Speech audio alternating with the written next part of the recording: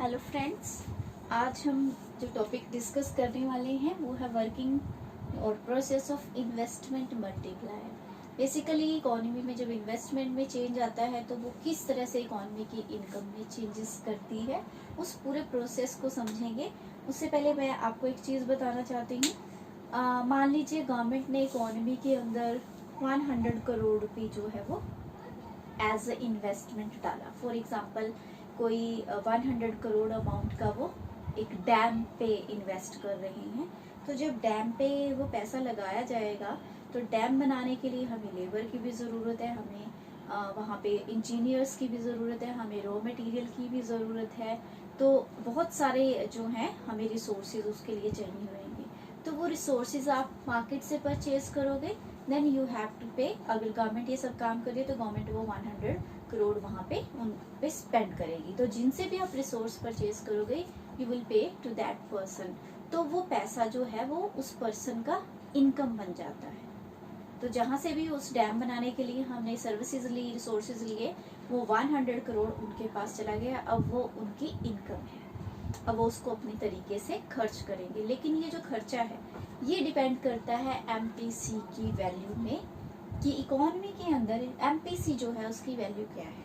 तो अगर एमपीसी की वैल्यू हायर है तो लोग खर्चा ज़्यादा करेंगे, अगर एमपीसी का वैल्यू कम है तो लोग खर्चा कम करेंगे और सेविंग्स ज़्यादा करेंगे।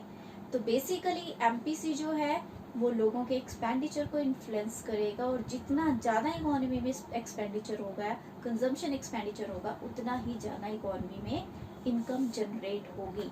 जब वो 100 करोड़ जिन लोगों के हाथ गया, अगर वो 100 करोड़ का 50% भी खर्च कर रहे हैं तो 50 करोड़ दोबारा से खर्च हुआ, 50 उन्होंने सेव कर लिया। तो वो 50 करोड़ जिन जहां से भी उन्होंने सामान खरीदा वो उन लोगों की पॉकेट के अंदर चला गया जिनसे उन्होंने गुड्स एंड सर्विसेज परचेज की।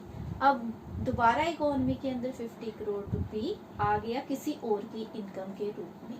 अब वो लोग क्या करेंगे, again it will depend upon MPC as I have told earlier. तो एमपीसी अगर 5 है, 50% है 0.5, तो वो भी उसका 50% कंज्यूम कर रहे हैं और 50 सेव कर रहे हैं। तो वो फिर 25 लाख करोड़ जो है वो कंज्यूम कर रहे हैं, तो किसी को पे करेंगे तो वो किसी और की इनकम बन जाएगी। तो जो आपका एक्सपेंडिचर है वो किसी की इनकम है। ओके, तो इस तरीके से इकोनॉमी में जो है ये प्रोसेस काम करता है। तो let us assume one thing कि हमारी गवर्नमेंट जो है उसने 1000 करोड़ का इन्वेस्टमेंट किया है, जिससे इकोनॉमी में इन्वेस्टमेंट में चेंज आया है। वो किसी भी प्रोजेक्ट पे ये पैसा लगा रही है। तो अज्यूम, हम क्या अज्यूम कर रहे हैं, एमपीसी का वैल्यू ले रहे हैं हम 0.8 जो स्टेबल रहेगा, और चेंज इन इन्वेस्टमेंट हम जो ले रहे हैं कि जो गवर्नमेंट ने किया, this is 100 crore rupee, 1000 crore rupee. तो now this is around 1। Change in Y, income में क्या चेंज आया इकोनॉमी का, चेंज इन सी, कंजम्पशन में क्या चेंज है, और सेविंग्स में क्या चेंज है। This is a process. Now in first round there is 1000 crore change in investment. तो अल्टीमेटली ये सारा पैसा लोगों की पॉकेट में चला गया, सरकार ने पे कर दिया लोगों को जिस भी प्रोजेक्ट में वो पैसा उसने डाला। तो इकोनॉमी की इनकम में कितना चेंज आया, 1000 करोड़ का।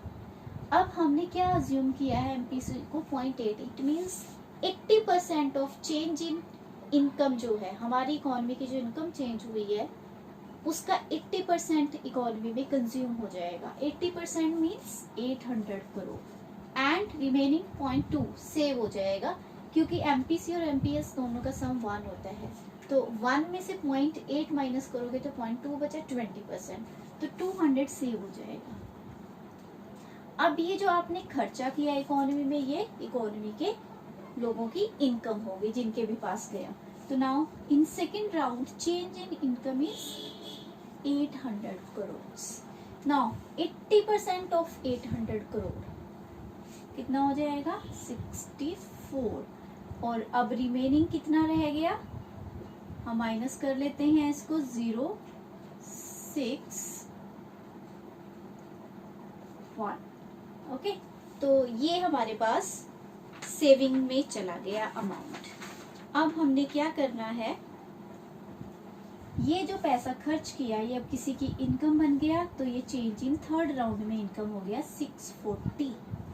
अब ये जो 640 इनकम आई, अब लोग इसका क्या करेंगे, 80% MPC 0.8 ही है, उसमें कोई चेंज नहीं आएगा। 512 रुपी जो है करोड़ रुपी खर्च करेंगे and remaining amount is 128 crore. ये सेव हो जाएगा and this process will continue, जब तक कि जीरो नहीं हो जाता तब तक ये कंटिन्यू चलेगा। और एंड में जो टोटल आएगा वो हमें कैसे पता चलेगा, उसके लिए हम इन्वेस्टमेंट मल्टीप्लायर का यूज करेंगे। जो इन्वेस्टमेंट मल्टीप्लायर है उसकी फॉर्मूला क्या होता है, 1/1 माइनस MPC।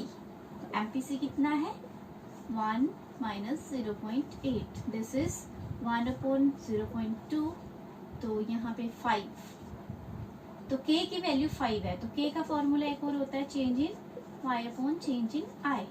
हमें Y का पता करना है, कितना चेंज आएगा इकोनॉमी की इनकम में, इसको क्रॉस मल्टीप्लाई कर देंगे तो ये हमारा कितना आया, ये 5 आ गया।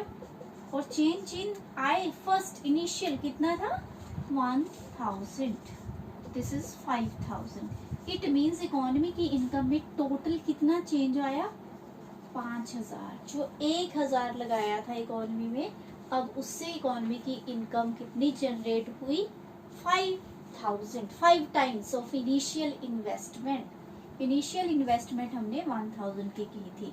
अब इसका 80% यहाँ पे और 20% यहाँ पे, तो 80% is 4000 and this is 1000 economy में सेव हो गया। This is how investment multiplier works.